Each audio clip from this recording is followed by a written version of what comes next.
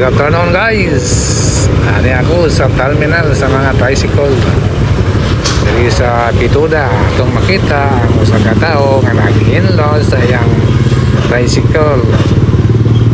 Basta maghinlo, sinaw gyud. Ang motor nga dili hinloan dili masinaw. Ana pod makita ang driver nga nagatiman sa iyang tricycle. Diba? Dili gani ati man ang imong tricycle nagkabulingit, so ang mosakay usab magduha-duha sa man yung tricycle ni nga bulingiton man. Adi bali na basta kay ang batasan sa mag-drive maayo usab nga pagdala. So sa kapahinomdom sa tricycle driver nga kinahanglan ang imong tricycle hinloan sad kay mo man ang imong balay nasudlan sa imong mga pasahero aron mapasilog mapahatod sa ilang kadulngan. Kung nindot ang imong tricycle hinlo asinaw pagtan-awon ang mga pasahero magtan-aw dirita kay diay nindot og hamugaway og limpyo nga balay nga maoy modala ngadto sa atong kadulngan. So sa lang nakapahinomdom para sa inyuhang kaayuhan. Pasabot na ako na imong tricycle hinlo sinaw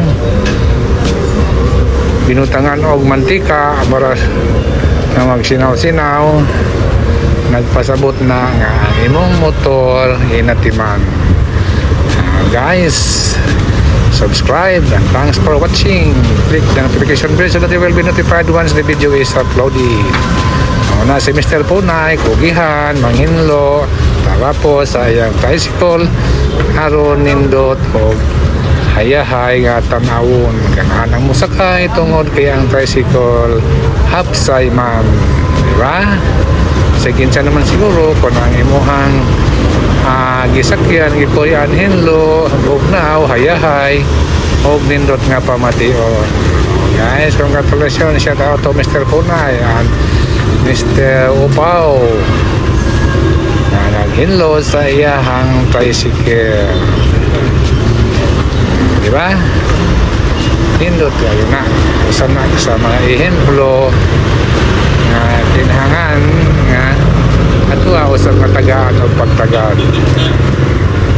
So kung balay pa na, that cleanest the house is the safest house.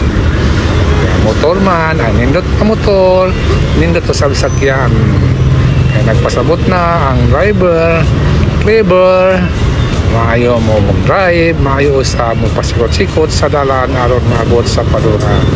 Kaya nag-amping man sa iyang motor nga mo iyang adlaw-adlaw nga panginabuhian.